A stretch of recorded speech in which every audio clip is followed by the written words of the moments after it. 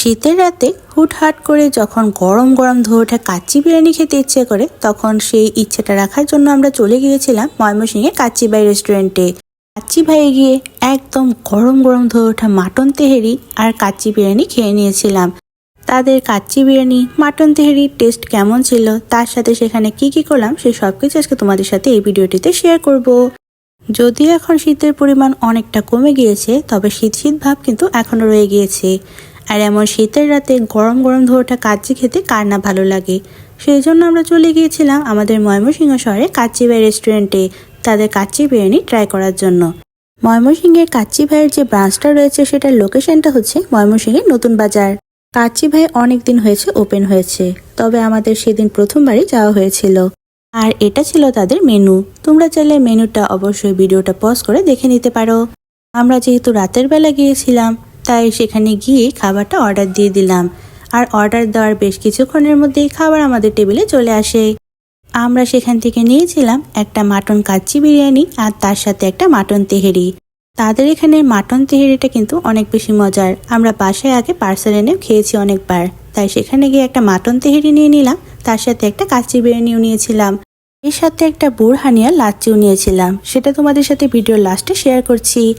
যেহেতু আমরা মাটন তেহেরি আর কাচ্চি বিরিয়ানি নিয়েছিলাম, দুজনে মিলে শেয়ার করে নিয়েছিলাম। সেখান থেকে ফার্স্টে আমরা দুজনের প্লেটে সমানভাবে ভাগ করে নিয়ে নিলাম মাটন তেহেরি। মাটন তেহেরিটা কিন্তু একদম চিনি গুঁড়া চালের ছিল, মানে পোলাওয়ের চালের। তার সাথে হালকা লেবু চিপে নিয়ে কাঁচামরিচ ভেঙে নিয়ে খেতে কিন্তু দারুণ লাগছিল। সত্যি বলতে তাদের মাটন তেহেরিটা কিন্তু অনেক অনেক বেশি মজার। মাটন তেহেরি যেহেতু এখানে ছোট ছোট অনেকগুলো মাটনের পিস ছিল, আর তেহেরিটা গরম গরম হওয়ার কারণে আরও বেশি খেতে মজা লাগছিল। তেহেরিটা থেকে সুন্দর একটা স্ট্রং ফ্লেভার আসছিল সরিষার তেলের।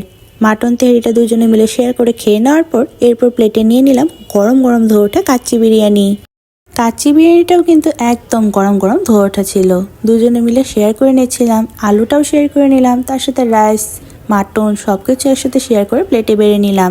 তাদের মাটন তেহেরির প্রাইস ছিল প্রতি প্লেট 260 টাকা করে, আর কাচ্চি বিরিয়ানির প্রাইস ছিল 300 টাকা করে। দুজনের প্লেটে গরম গরম ধোয়াটা কাচ্চি বিরিয়ানি নিয়ে নিয়েছিলাম। কাচ্চি বিরিয়ানিটাও একদম গরম গরম ছিল। শীতের রাতে যে কোনো খাবার যদি একদম গরম গরম থাকে, সেটা খাওয়ার স্বাদ কিন্তু আরও কয়েক গুণ বেড়ে যায়। তো কাচ্চি বিরিয়ানিটাও খেয়ে নিচ্ছিলাম, তবে কাচ্চি বিরিয়ানি কিন্তু তেমন একটা ভালো লাগেনি আমাদের কাছে। আমাদের কাছে মাটন তেহেরিটাই সবচেয়ে বেস্ট বলে মনে হয়েছে। সবচেয়ে দুঃখের ব্যাপার হচ্ছে আমাদের ময়মনসিংহ শহরে কাচ্চি ডান আছে, কাচ্চি ভাই আছে, তার সাথে অন্যান্য রেস্টুরেন্টও আছে, তবে কোনো জায়গারই কাচ্চি বিরিয়ানি একদমই ভালো লাগে না আমাদের কাছে। কেন জানি মনের মতো খুঁজে পাই না। সেদিনের কাচ্চি ভাইয়ের কাচ্চিটাও আমাদের কাছে মোটামুটি লেগেছিল। আর এখানে আমরা নিয়েছিলাম একটা লাচ্চি আর তার সাথে নিয়েছিলাম একটা বোরহানি। খাবার দাবার শেষ করে নেওয়ার পর বোরহানিটা খেয়ে নিচ্ছিলাম। সত্যি বলতে বোরহানিটা কিন্তু খেতে অনেক অনেক মজার ছিল।